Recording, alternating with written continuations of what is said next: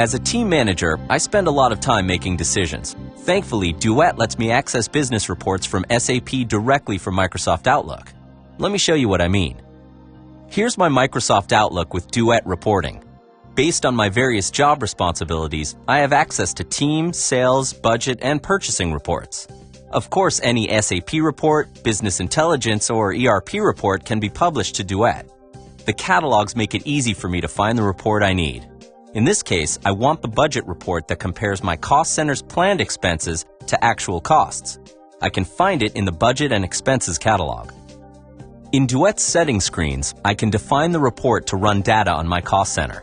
Only the report's most relevant parameters are displayed, allowing me to filter the data so I see only what's most important to me. I can even specify the report's format, for example, embedded in an email, HTML, PDF, or other file format. Since this report may contain information that would be useful to some of my peers, I can choose to share it with them, depending on their SAP authorizations.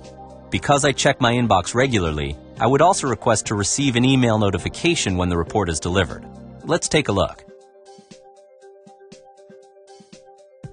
Here's my email notification. I can now open the report in Excel and run the kind of data analysis I usually do. I can even reformat it in Excel and save the format for similar reports that I request in the future.